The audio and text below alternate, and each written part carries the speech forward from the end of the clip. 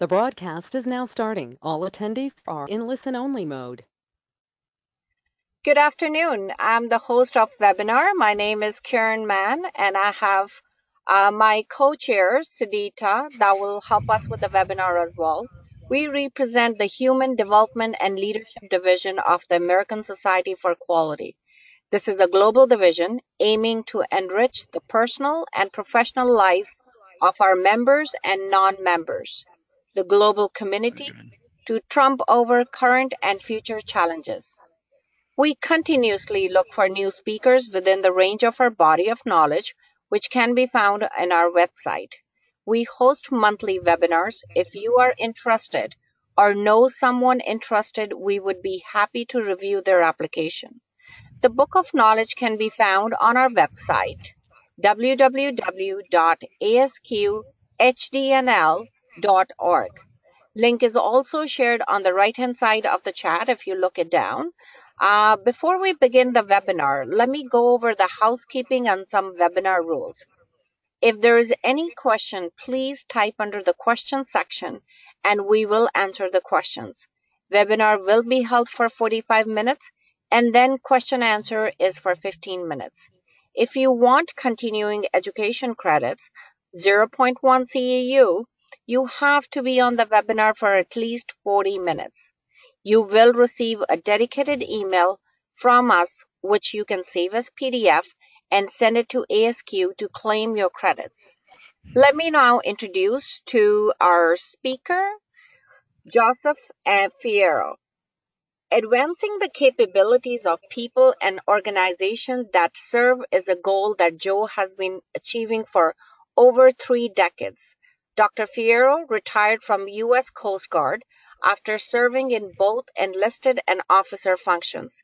His post-military assignments include corporate management, federal civil service performance advisor, and a multitude of consulting assignments for state economic development, faith-based, Fortune 500 companies, and small businesses. Dr. Fierro is a past section chair of American Society of Quality in South Louisiana, an affiliated board of director for the Florida Sterling Council Governor's Quality Award, where he represented the New England College of Business, National Graduate School of Quality Management. He's the CEO and principal consultant and trainer at Fierro LS & Co. Company. Dr. Fierro holds a Master of Science in Quality Systems Management, a Doctor of Business Administration, QSM with an emphasis in organizational leadership. He is certified a Master Black Belt in Lean Six Sigma and holds a multitude of enterprise and people performance certificates. Today's title is Gaining Buy-in for the Pursuit of Excellence from the Executive C-Suite to the Frontline. Have you had to explain performance excellence to others? Perhaps you have been attempted to help executives to understand excellence and its value to their enterprises, only find that they're more confused than before. So tune into this webinar with Dr. Joe Fierro, who will provide ideas and examples about how he gained the necessary buy-in to using the principles of excellence from the executive boardroom through the frontline. A significant change of the excellent practitioner is to gain the required agreement of leadership decision makers and helping them to see how quality principles, such as those codified in Baldrige Criteria for performance excellence, can support the strengthening of leaders, team, and enterprise performance, guarding dignity while protecting pride, and guiding the front office to understand how excellence doctrine supports a culture of excellence forms the basis of this webinar. So today's takeaways will include taking points for engaging your senior leaders and are we making the progress as leaders ourselves. Those are your assessment instruments. You can also see Dr. Fierro is actually at a video presence. You can see him on the very top of your screen.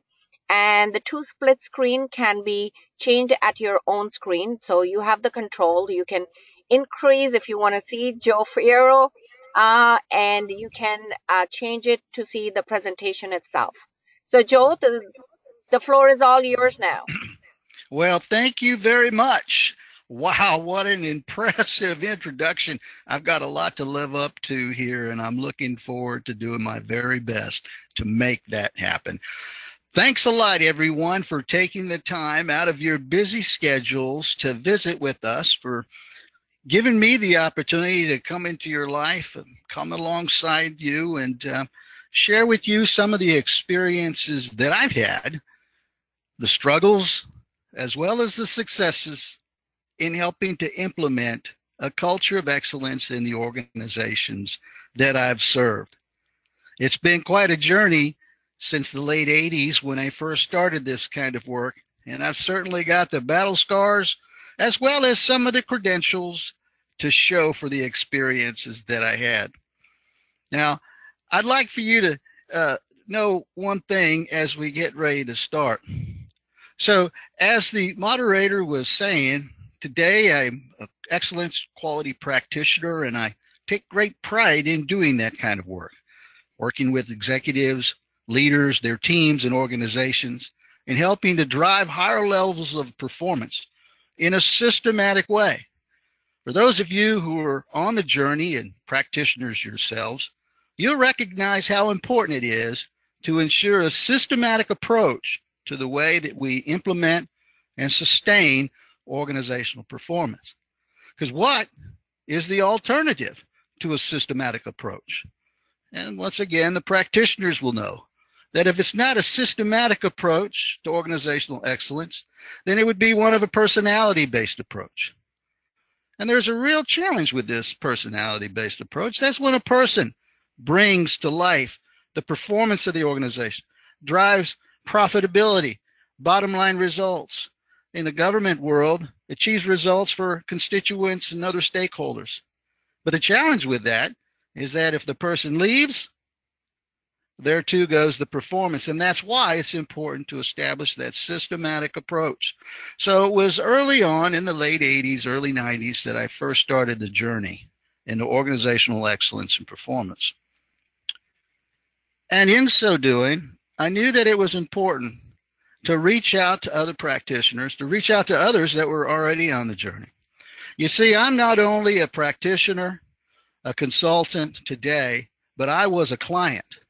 That means I was sitting on the other side of these practitioners who came to my office to help me implement these concepts of quality. I wonder if you agree that that affords me a unique perspective as to what it's like to work with, to form a team, collaborate with an excellence practitioner. I hope you'll agree.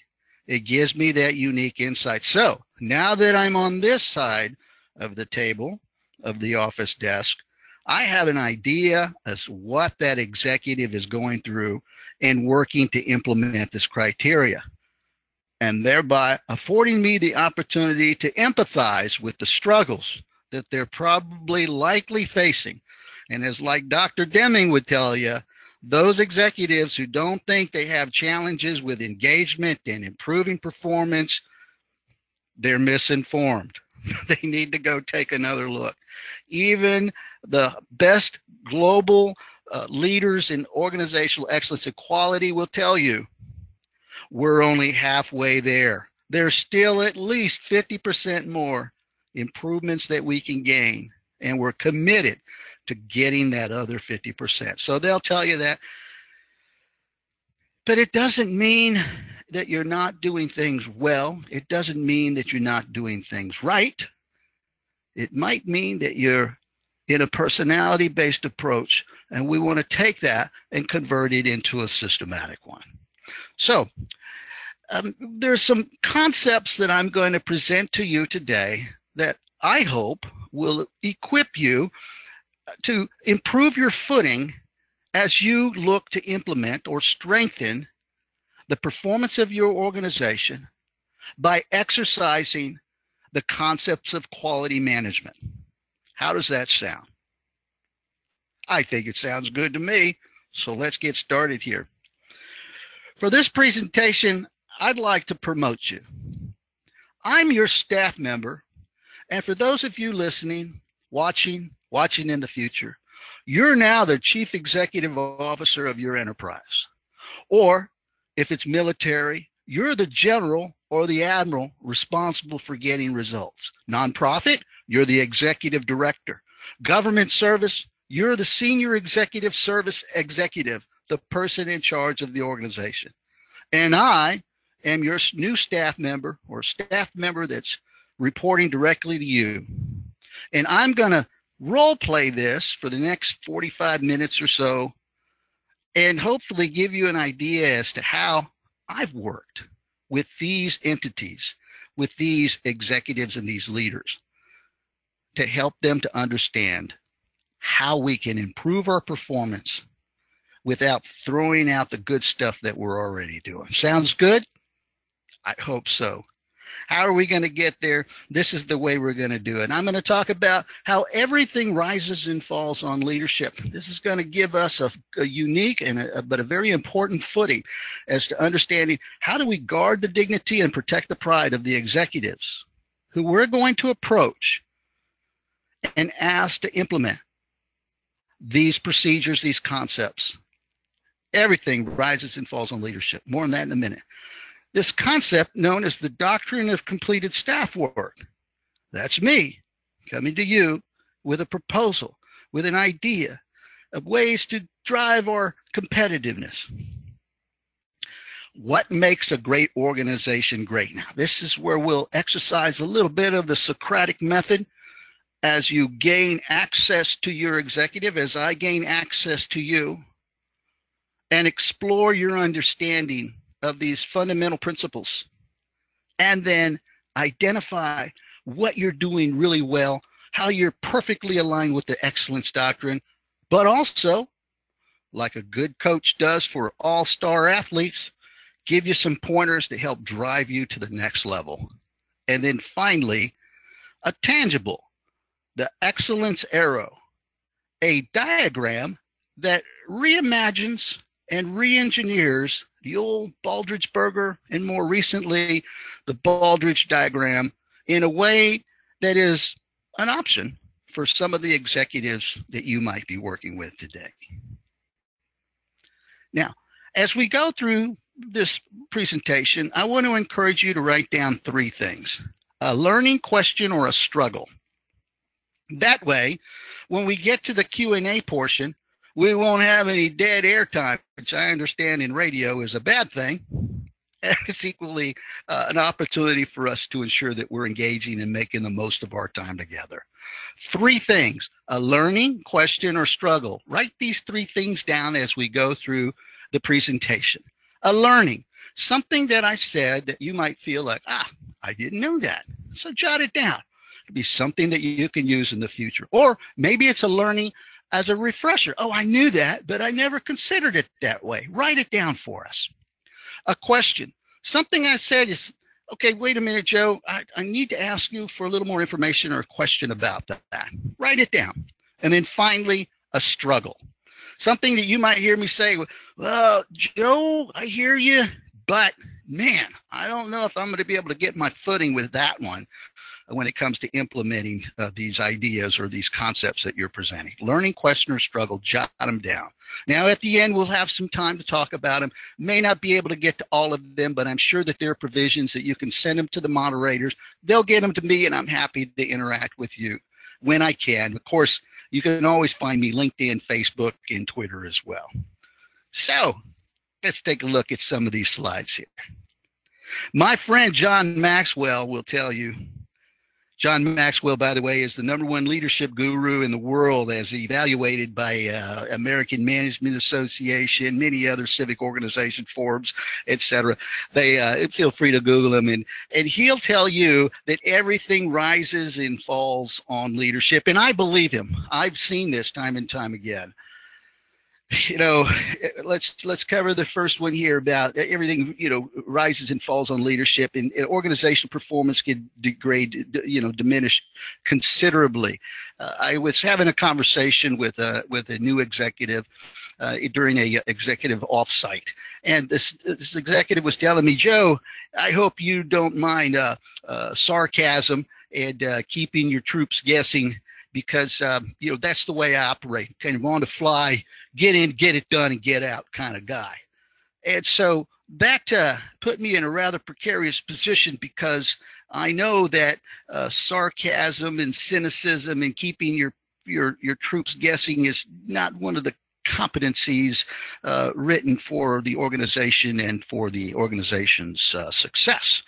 And so as a result, I, of course, had to enter into some coaching and consulting with this gentleman.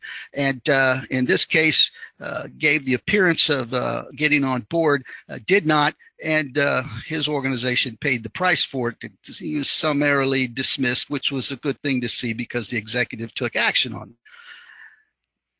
But more often, I saw how organizational performance skyrocketed. Effectiveness and efficiency went through the roof, led in the particular market segments, because leaders adopted good values, understood what were the priorities of the enterprise. And I, as their coach, had the opportunity to come in and identify what they were doing well, and then helping them to just drive a little bit higher levels of performance using the criteria. Everything rises and falls on leadership. For us today, this takeaway, and as your staff member, I want you to know, Mrs. Chief Executive Officer, Mr. Admiral, Senior Executive Service Executive Director in charge of this organization, that I'm here to ensure your success. I am a company man and I'm a countryman, but I'm not a yes man. If we're steering in the wrong direction, and based on my research, I'm going to present to you my findings. I'll ask for that opportunity, get in there and help to ensure your success as we move forward. Question: what does that do to my credibility if I engage, or is known to the executive, that that's Joe Fierro's mode of operation, modus operandi, that's the way he rolls? What does it do to my credibility? What does it do to my appeal to that executive to come in and meet with them from time to time? In my experience, it's been quite positive, and I took advantage of that for the right reasons. So ours, to drive the organizational excellence, it starts at the top, and we have to go there. Excellence practitioners, you've got to get in there. But first, we have to ensure, how credible are you as a practitioner? How credible are you as a direct report to this executive? And how do you know? Here's one way that I learned. When I was 17 years old, was my first dabbling in organizational leadership back in the early 80s. And it was that forward-leaning middle manager that said to me, Joe, yours is to keep your boss's boss off your boss's back. Keep your boss's boss off your boss's back. And I never forgot that. Now, he did that in a very nurturing and respectful way, and helped me to see the relevance and the value of driving performance in the organization higher by having, for me to have direct line of sight to the overarching intent, to seek it and not wait for it to be told to me. So for us today, for you as the CEO, Joe Fierro is going to explore ways to understand what your boss is expecting of you. Is that possible for us to do today? And how do you do that?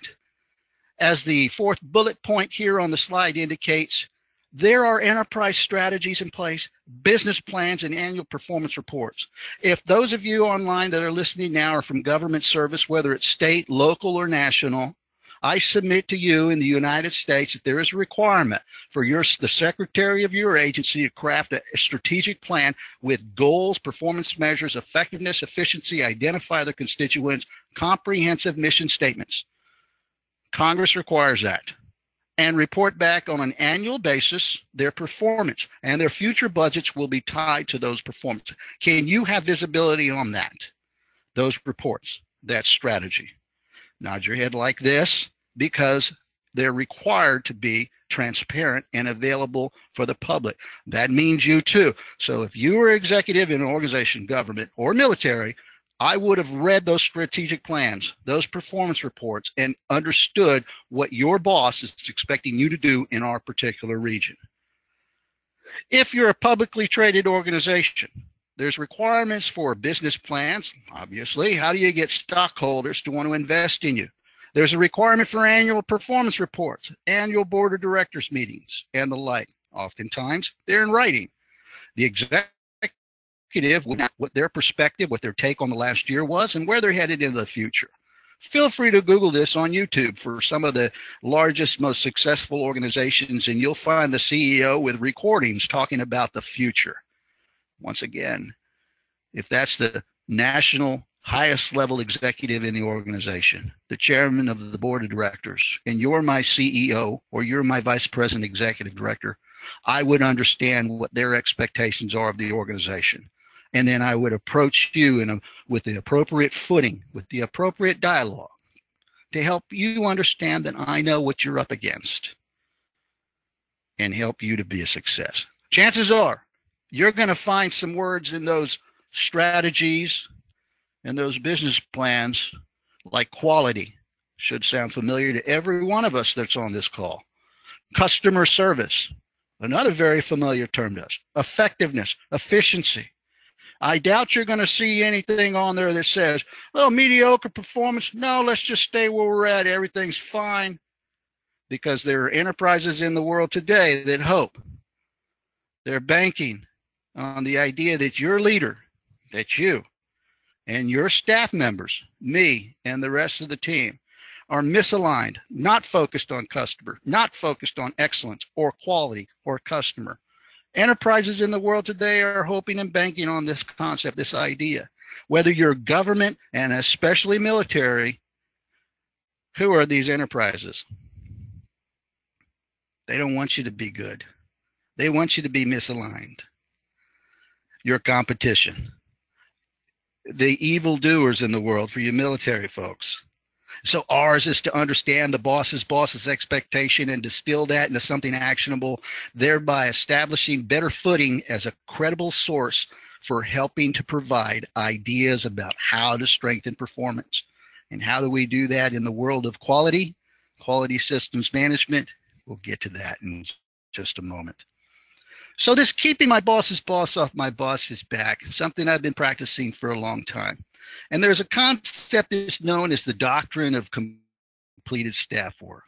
Now, before I go into that, there's another element of credibility that I want to share with you. You can see it in the first bullet there, and some of you recognize this from the Myers-Briggs type indicator, the MBTI.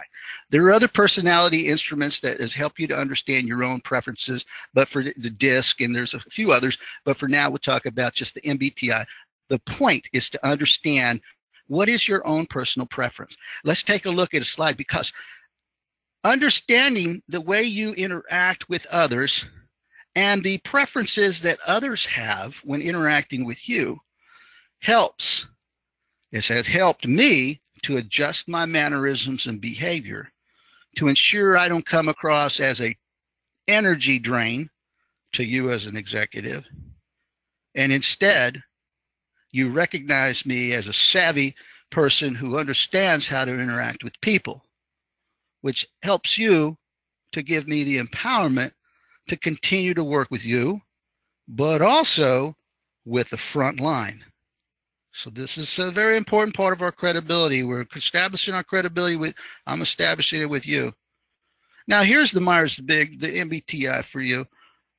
For me, Joe Fierro, I'm an extrovert. You can see there. Some of you probably already know. Some of you that know me know. And then there's introverts. Now, as the bullet point illustrates, many leaders in organizations are introverts. They're actually, there's ISTJs. Now, many, not all. And so what's the value to I'm an ENTJ, extrovert, intuitive, thinker, judging, meaning organized. What's the value to me knowing that I'm going to interact, my boss is an ISTJ? and more importantly, how does that support my credibility as I seek to implement excellence doctrine and principles? Well, some of you know, as part of the maturing process, I can adjust my behavior to get along.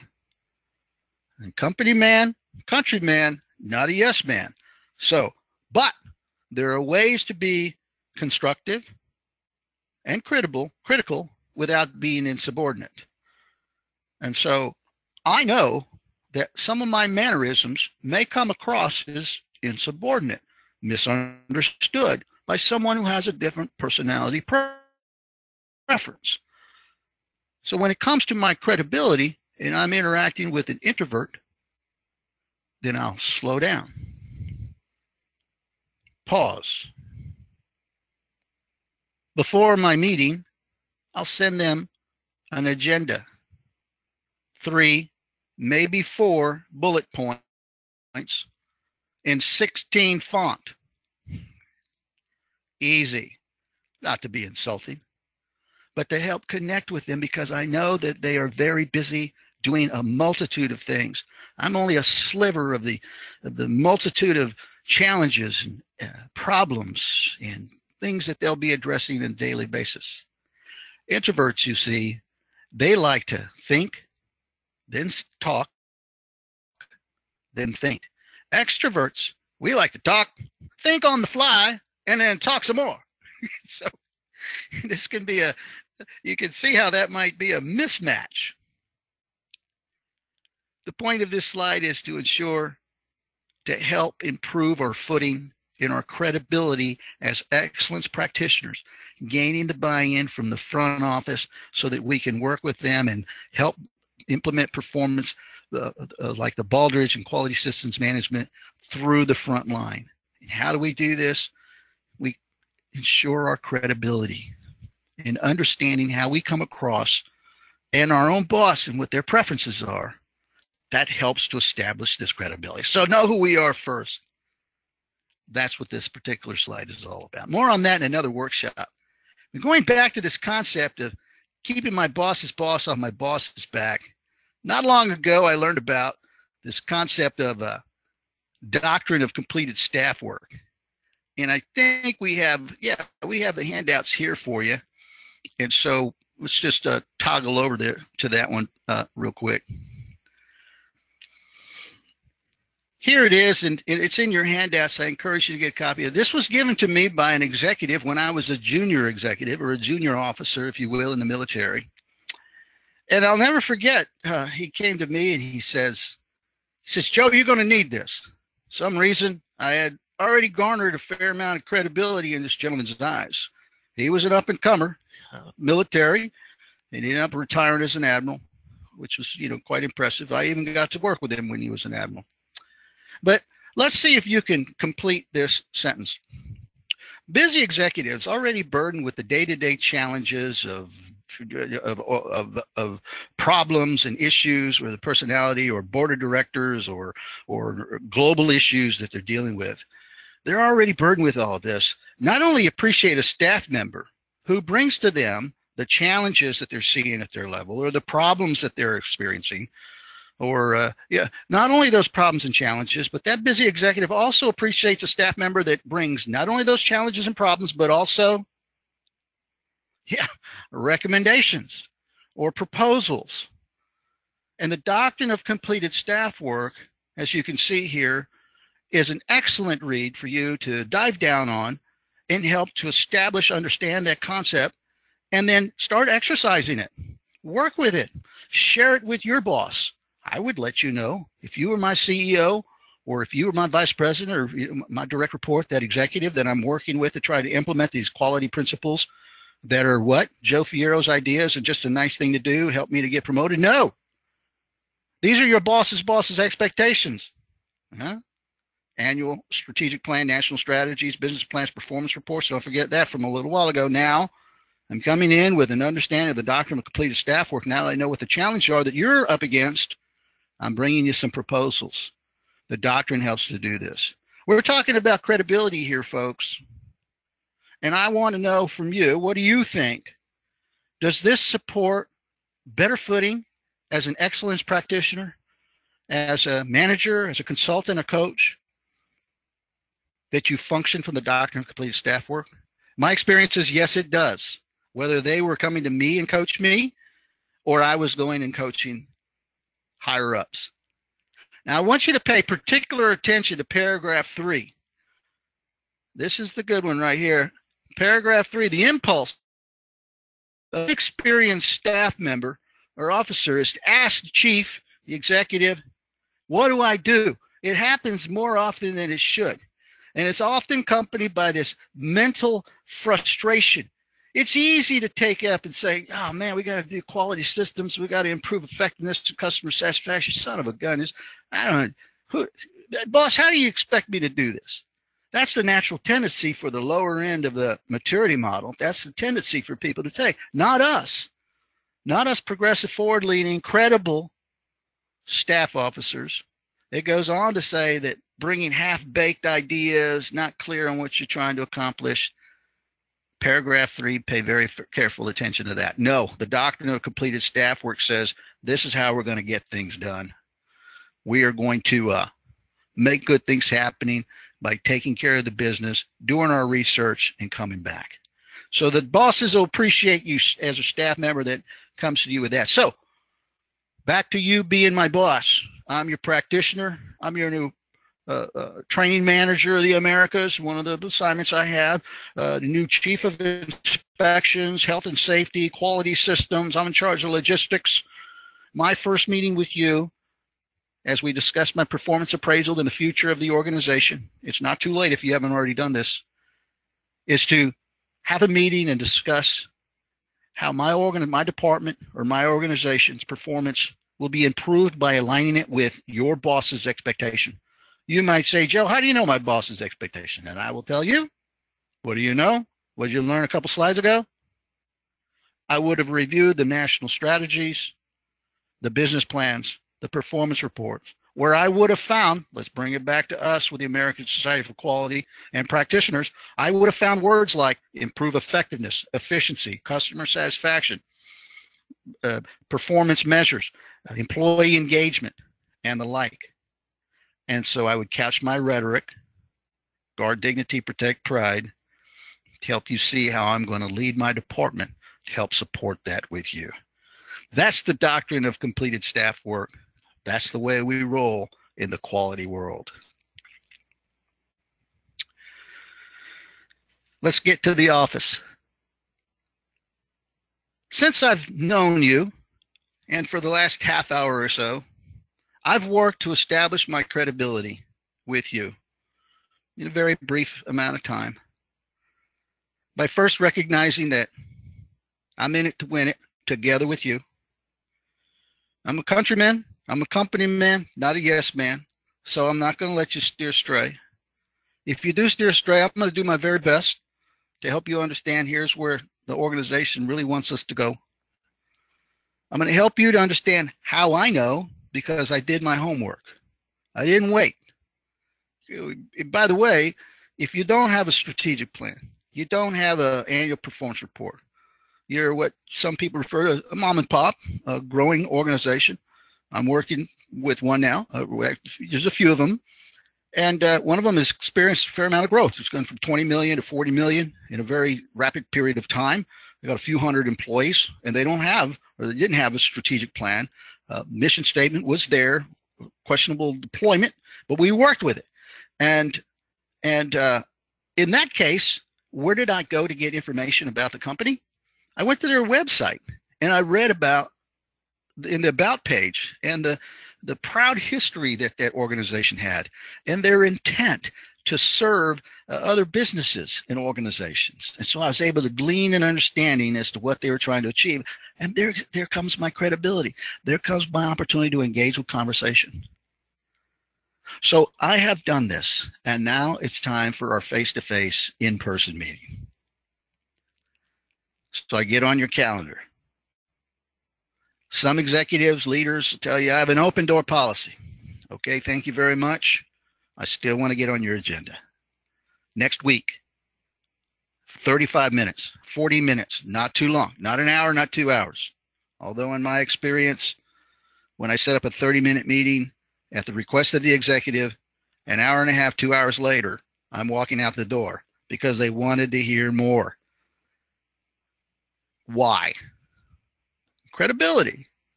Joe's done his homework. This is one of the least of my work. Doctrine of complete staff work. He didn't come in with a bunch of questions. He came in with some answers. He came in with some understanding as to the challenges I had, but then immediately follows up with, here's the Baldrige Criteria. Here's a concept that we should consider implementing. And so I got the meeting, and here's where it went. Here's the way it goes. In the Socratic Method, dealing with executives and work, help explore and understanding in a very respectful way. We got the footing. Here's the question. Boss, thanks a lot. Thanks for taking the time to see me. I know you're very busy. I'm aligning my workforce, my department, with ensuring the success of this company, with this military organization, this government agency. And I just want to make sure that I'm clear on a few things as I move forward with my action planning for the next few years. So I've reviewed the business plans, the strategic plans, and so there's a few things that I just want to make sure I'm clear with you. And as an excellence practitioner, as you know, quality practitioner, one of the things I need to be clear on is getting my arms around how you like to operate. And so I'd like to ask you this question: preface this by saying, what makes a great organization great? Year after year, it survives departure of the leader. It survives departure of the high performers. You know who they are. We've got them. You probably got their faces right in your mind right now. The high performers in an organization. They leave, and some organizations, they suffer. They're like, oh my gosh, we're going to lose this employee. How do we keep them out for a bonus? Do something, promote them, make sure we don't lose them. Well, what if you do lose them? Which is okay. It happens. How do those organizations stay great? Year after year survives departure. And we came to the agreement that it was a culture, that the culture was there in the organization that ensured the survival, the continuous improvement, despite the loss of workforce. It wasn't the money. It wasn't the region. It wasn't it was the culture that made that organization so good. They agreed. We agreed together. But now, okay, culture, can you give me a cup full of culture? It's an intangible. So, boss, we need to give this a little more granularity. Let's put some handles on this. What kind of culture is it that we're striving for? I submit it's a culture of excellence. Now, let's think about this, because that's an easy word to say. Joe, that sounds a bit fluffy. That's what I'm hearing. Give me some tangibles. ISTJ. Remember this? ISTJ, introvert, sensor, thinker, J. Give me some handles. Give me a mandel here. All right, well, let's start with this, though. Let this end, let's say that I'm on a spectrum here. Let this end of the spectrum represent a culture of excellence. Now, I want you here on the webinar, and you as the CEO, this is the conversation I had with them. If this is excellence way over here, what's the opposite of excellence? See, some of you quality practitioners, you guys are like, oh, hopefully you're like, oh, wait a minute. Whoa, what is that? What is the opposite of a culture of excellence? Write it down. Know it. Know the answer. In my conversations with these executives, we knew it was a culture of mediocrity. It was a culture of failure. How about this? It was a culture of backstabbing, a culture of mediocrity, a culture of just get by-itiveness, a culture of get mine before you get your-itiveness. These are words I get to make up because I've got a doctorate. And if more syllables, then, it's even better. So over here is bad stuff. So we agree it's a culture of excellence. Joe,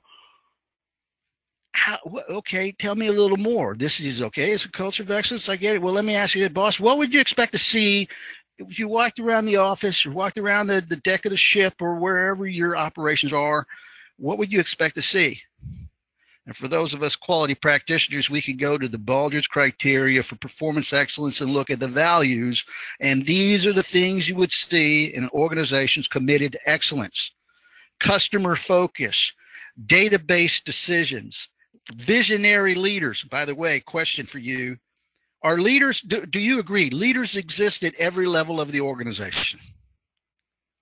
Yeah, I see some of you nodding your head. Yeah, they do. Sure. Leadership is influence, pure and simple. More on that in another workshop. But yeah, visionary leaders right down to the front line. And is it possible for the front line to have this visionary leadership? Don't take it from me. Take it from the NASA janitor. You remember the story? Tour group going through the NASA facility. The tour guides telling about all the technical, the scientific technology, engineering advancements in order to put a rocket into the space and men and women into space. And the tour group walks down the hallway and they see a janitor mopping the floor. And after seeing all this technically advanced stuff, they'll say, what does that guy do, in kind of a joking way? And the tour guide says, well, I don't know, let's ask him. So they said, hey, what are you doing over there? Janitor is mopping the floor. He looks up and he says, I'm putting a man on the moon. That's deployment. That's engagement to the front line. How could possibly the janitor help put a person on the moon? There's a bunch of ways that he does that, and I'll explain that in another workshop. But for us, it's full deployment. Back to you as the CEO. Joe, what would I expect to see? That junior most, newest employee in this organization knows what they're doing and how it ensures the success of this enterprise. By being committed to excellence, they are visionary leaders. And the list goes on. You can take a look at that there. All right, Joe, I get this. How do we get it here in this organization? Here's Baldrige Reimagined. This is what I call the excellence arrow. Now remember, I'm working with an ISTJ. That means they're very methodical, systematic in their approach. They like organization. So burgers and diagrams, they're good. Don't get me wrong. They can use those. I submit some of you will recognize this diagram as a fishbone diagram. Cause and effect diagram, Ishikawa diagram, if you will. And you can see here that those of you that are Baldrige practitioners and purists, you might say, well, Joe, now wait a minute, how does this illustrate systematic or comprehensive, the connection between all of them? More on that later. For now, I'm working to get you as the chief executive to want to buy into implementing these excellence procedures, this excellence doctrine. So I'm going to put it in a manner more linear, cause and effect, something that's a little more palatable. Why? Because you're smart and you got a lot of things going on. So I'm going to present this information in a fishbone diagram, and this has yielded some tremendous results for me. Even extroverts, intuitives can easily grasp the concepts here. So as you can see, here are the categories of the Baldrige criteria. Leadership, I like that in red because everything rises and falls on it, and it's got to start here. So here are a few of the elements from the leadership category in the Baldrige criteria. Now, I would adjust these, which ones I put on there based on what are the current challenges of that particular organization. So, you know, in this case, I put vision and values. Boss, it's essential that we're clear on what is it that we're trying to achieve. Is it to put a person on the moon? Is it to be the very best in our market? Is it to be the second best in our market? Probably not the second, but maybe. If you're RC Cola, I think they had second best. Anyway, what is it? Let's make sure that's clear. What are the values? True or false? Everyone comes to the workplace with values. True or false? Everyone agrees true. And our challenge as leaders, executives, your challenge, I want to help you with here, do their values reflect ours? Or is it a mismatch? And you know what it looks like when values are mismatched from the organization. Turmoil, all kinds of bad stuff happens. So vision and value, two-way comms, performance, create productivity. As we get ready to close this session out, I want to just briefly hit over the rest of the strategy. And for those of you, by the way, you can get a copy of the Baldrige Criteria online. You can find the PDFs are out there. Pull it down, take a look, nice little pamphlets. And so you can find a strategy. This one I submit is the one for us as excellence practitioners. This is where we put the roadmap out that helps the leader know what we do next. Customer focus. Who are we trying to satisfy? How do we know? How do we know that we're really meeting or exceeding their expectations? We want to avoid comments or statements, and this is a conversation I have with you. Joe, I know we're doing well. You know how I know from when it comes to customers? They haven't complained. For those of us in the world of quality and excellence, we know better. Because how many people does a person tell when they had a bad experience? 13, 20. Who do they not tell? The organization they had bad experience. So we got to make it easy for them to complain. So you probably don't know. They haven't told you this why. Customers. So we want to focus on that. Information analysis and knowledge management, human resource focus, operations management, all coming to bear on the backbone of the organization. And this is where the rubber hits the road for the executive, the results. Now, not just bottom line, boss. We also got to focus in on the human resources, our quality, and our financial performance as well. True or false? A poor employee engagement or attitude yields poor customer satisfaction. And that's an easy one. We don't even need the data. Anecdotally, we know, yes, it will. And so we want to know how well engaged our human resources are. And so that's why that's so important to have on the dashboard a performance indicator. We take care of them. They'll help. They're the ones that will get us the bottom line results, financials. Well, in my experience by this time, the boss would have said, I would have said, boss, we only have a few minutes left in this 45-minute meeting, and I want to be respectful of your time. And it's about that time when the boss says, how much more time would you like? Which is a really cool thing when they do that. Let's see, I'll stay here as long as you want.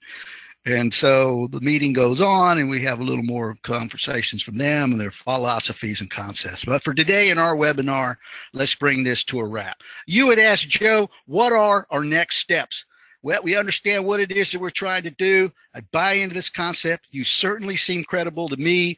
You've done your research. You know what my boss's boss expects. You're interacting with me in such a way that it feels comfortable because you're minding you're minding that you're an extrovert and I'm an introvert. And you've illustrated to me these areas that we should focus in on. What should we do next?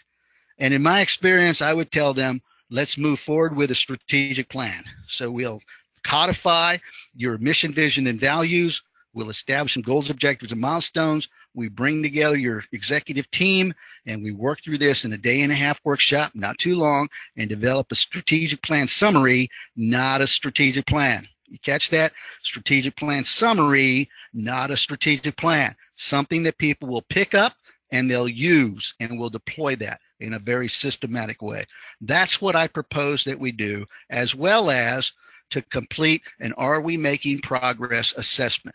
Now, over in the corner, there's the option for handouts, and you can download your own copy of the Are We Making Progress assessment. And it's a Likert scale, and if you open it up, you'll see it matches each of the categories of the Baldrige Criteria. We can complete that, give us a baseline, and then we'll roll the results into our strategic plan and help to grow this organization's performance and capabilities. So hopefully by now I've gotten an invitation to come back, or at least I'm clear, and you know I'm clear on an understanding as to where you are when it comes to organization performance and excellence. Whether you move forward with this or not, Joe Fierro can move forward with it in my department. And so I'll now, with an understanding of what in alignment with the agreement as to where you feel we're headed as an organization, that my briefing with the overarching intent of the organization, your boss's boss, is clear. Now I can go work with my workforce, and if we never do it at your level, I'm going to start exercising it at my level with my team. I've got that responsibility. My experience has been that when the executive wasn't clear on what I was talking about, or they still weren't clear as to whether or not they wanted to implement it, once they saw the results in my department, they came back and said, can you teach other managers how to do this? When can we start doing the strategies? That's been my experience, folks, and it was a wonderful time. I hope that you would ask the same question of me. When am I available to help you get those get your leadership team aligned with the overarching intent of the organization? Thanks for hanging in there, folks. This is what we talked about. Everything rises and falls on leadership. So we've got to be clear in helping them, guarding dignity, protecting pride. We're going to keep our boss's boss off our boss's back, and we're going to study the overarching intent of the organization, and in so doing, the doctrine of completed staff work will come into the organization, working with our boss, not bringing only challenges and problems, but also solutions. And when we're meeting with the boss, we'll talk about this concept of what makes a great organization great. We know it's culture. And the culture, what kind? It's a culture of excellence. How do you get it? What would you expect to see in a culture of excellence? Visionary leaders, team-based, total involvement, systematic thinking, and the list goes on according to Baldrige, with the agreement that, yes, I want this culture of excellence stuff. How do I get it? Excellence arrow, make it simple, grab a couple of categories. I suggest strategic planning. Are we making progress survey? And that's what helps to make things happen in an organization. I'm Dr. Joe Fierro, and I appreciate the time that you've given me, come alongside with you today. And so at this moment, I think we're right about a little bit over, and I apologize for that, but I hope that you found it worthwhile. Moderators, what are we doing next? Got some questions? Unmuted. Questions or struggles? Thank you, Joe. That was superb, really amazing. A lot of great information, and I'm glad. Thank you. And I hope that everybody will be able to utilize it. It's very important how the relationship is built between the leaders and the teams, and understanding, and they're moving in the same direction. So there were a few questions. Just to quickly answer, if anybody is looking for these slides, yes, these slides will be available for you on the webinar, and so will be the recording. You can hear Joe again in a couple of days when we have it on our YouTube and the ASQ website itself. YouTube. Yeah, the ASQ YouTube. And one of the questions from Gloria. Gloria, okay. Her question is, my new boss says I am not an executive. I'm recently promoted. He says I'm an excellent leader and a technical expert. Okay. Good. And so the question, can you tease a question out of that? I'm kind of trying to understand. It says my new boss says I'm an executive. I was recently promoted, and he says I'm an excellent leader and a technical expert. So, okay. So I do not understand what the question is asking. She says that's a struggle. Okay, yeah. So it might be that there's a couple of ways that this might be perceived. Gloria, I invite you to, feel free to send an amplifying question, a little more specificity if my feedback doesn't hit the mark for you. But I go back to an understanding of the personality preferences.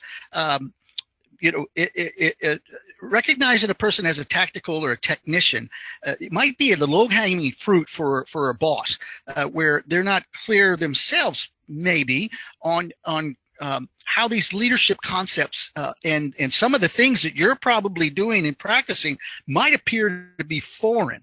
So if they say you're a good leader and a technician, if that's somehow diminishing the level of empowerment that they expect you to operate at, then I submit, keep doing the things you're doing at your level, and find those examples of stellar quality, effectiveness, and efficiencies, and be able to demonstrate to your supervisor, your boss, how those measurable achievements on your part support the boss's expectations. Now, I don't have to tell my boss that I know her boss's expectations. I don't have to talk about that. I just go study it and then let my behavior reflect that. So, Gloria, for the sake of time, I hope that helps a little bit, summarizing that your boss may be unclear as to how the two work together, leadership and technical with technical expertise. So there might be some uncertainty for that, and maybe the tone that there's a little bit of pushback, which would not be unusual, but levels of empowerment as well. So feel free to send a little more information on that. Can you hear me? I'm happy to talk about it. Yeah, I'm here. Go ahead. Can you hear me? So I think so. She's saying her boss is a CEO, and I think it's a lack of acceptance of the role of her as an executive. So that's what the struggle is for. She sees herself as an executive, and the CEO apparently not. It's like you're a good leader, but not more than that. Yeah. So there's a transition on their part. Gloria, the other thing I want to be very I want to point out is that source credibility is essential to getting buy-in from executives to one's capabilities. We all go through it. One of the references I use is from the Leadership Challenge. There's a book out there, there's a website, and the first behavior of exemplary leaders is they model the way. And if you look at the material in the book, they go into source credibility. And so there's a few nuances there. But start with us. Start with me, and do an assessment on the how you're coming across, that kind of thing. So work on the source credibility, or understanding what that is. So, and once again, I'm happy to chat about it more. But for the sake of time today, so, I think we'll move on. And she's thanking you, so I guess she got some input. So another question we have is: do we offer ourselves to be an active participant in the strategic planning process? We only have 5 minutes, so we'll try to do as much as we can.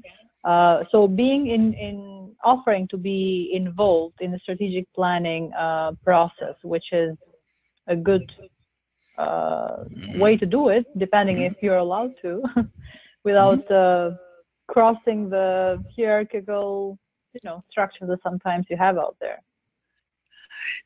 Yeah. So there are a few functions for that. On one hand, as a manager, in meeting with the vice president and discussing my direction and my intent, I inquired about the organization's strategic plan, mission, and vision. And the VP said, I'm not sure we have that. It's a publicly traded organization this time. And I said, okay, what about mission, vision, values? Oh, yeah, I think we did one of those on an offsite, and it was expensive. I'm not sure where it is. So they did it at their level, but they didn't properly deploy it. So instead, what I did, I said, no problem. And then I built a strategic plan with my department. And, sometimes there was as few as 2 other people, but I did it. And I got higher, and there was other departments were more. And I got these levels of engagement and performance. My staff was coming in on time or early. They were not watching the clock. They were staying late. Why? Because they had buy-in to the department. And that's how I got the invitation to start working with other managers, but then also invitation to the C-suite to help them to develop a strategic plan at their level. Now, I'm going to be very careful about coaching or consulting from the podium. Everyone's situation is unique. Yep. And so, I want to be careful about those are some experiences I had. Happy again to discuss with your particular scenario and explore ways to make that happen. But we modeled the way, man. We modeled the way, and then it's really cool when it works out. Yep, and another thing I would add there is depends on what kind of company it is, and if you're allowed to do your own strategic planning, but you also want to make sure you're aligned with high-level strategic planning. So there is nothing wrong in asking, okay, so you have your own, you might not want me to be part of it, but you can ask to be that escalated down. I mean, that's part of the job itself. Sure. So, I'd springboard off of that. Are you allowed to do a strategic plan? Once again, we be careful because there's different definitions of strategy, but how do you not, I'd ask the question back is, how do you not allow a person to plan for the future or to align their resources with advancing the intent of the organization? So whether you call it a strategic plan or an action plan or your performance plan, you can do it. And then for us quality practitioners, what we got to be careful is to avoid that purist mentality that you can't call it anything else other than this, and work with it, because the concept is to plan and to align your resources. So yeah, you're spot on with that though, because some organizations, the culture might not be culture of excellence, culture of mediocrity, just get by, don't rock the boat. There you go. Thanks. Yep. What else? So another part of it is when is the best time to request resources, budget, headcount, etc. Sure. Well, many organizations have a business cycle that's already in place. So federal agencies and corporate organizations, you can find out when their business cycle, takes place, and then, plan accordingly. Now, for me, when I was involved in the budgeting process, I keep an eye on that. Now, like I said, boss's boss off my boss's back. I knew what the national strategy was when it came to customer satisfaction, improving the services to the veterans, reducing oil spills in the nation, in the country, et cetera, et cetera. And then I would regionalize that data and find out how I was doing. So, before it came time for budget, I had demonstrated performance. And so I was maximizing the use of my existing budget. So when it came time, according to the budget cycle, to move forward, requesting my next year's budget, unlike many of my peers, which ended up the CEO stopped the meeting because my peers didn't come prepared like this, I was able to ask for a 3% increase in my budget that would yield a 40% increase in the operational performance of my department. And I showed how it was going to happen based on historical performance. So for those of y'all, that's a business case is what it's called. And if you're, not familiar with how to do it, I bet you are, you just don't call it that. And so I went to the budget meeting with that according to the business cycle. Now, if you don't have a business budget cycle, then the best time to go and ask, I want to be careful about the word best because, there's nuances associated with that. But I would plan a request for budget that would be when I understand the probability that I'm going to get the results, the ROI, with that money that are aligned with the overarching intent or the strategic intent of my company. So that timing there. You bet. My pleasure. And we do have a couple more questions, but we are over time. So what I'll do, I will email those questions to you if you are still willing.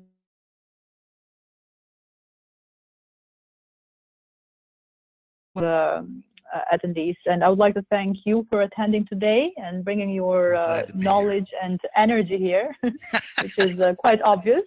Extrovert. And, same here. Yeah, so we really appreciate that. We also appreciate everybody who had questions, and there is a lot more that we will do in the future webinars. So I will make sure to send today's webinar presentation, and the recording, as we mentioned, will be available on YouTube and under my SQI community, as well as next webinar will be on December 12th at same time, 2 p.m. And Miss Ashley Perret, a career consultant this time, will be sharing her expertise about how to negotiate. You are an extrovert. How to negotiate after an unexpected job loss. So we'll get some tips over there. There is registration already available under under our website, basically under asqhdnl.org. Notifications, you will get future notifications if you sign up on our LinkedIn page or newsletter, which is for free on our website. We will see 1 minute survey right after this screen on the computer when we close the webinar. But if you are only on the phone, then you'll get an email. That's how we decide on what you like the most, what time, and etc. So we do make changes according to that as well. In terms of CU credits, as Kieran mentioned at the beginning, the ones who attended 40 minutes will receive an email from me right after this call. And you can use that as PDF and save it for your ASQ credit claiming. Thank you again for your time today, and we hope to see you on the next webinar. Thanks, everybody. Nice work, you guys. Nice work. Take care, Joe. You too. Bye-bye.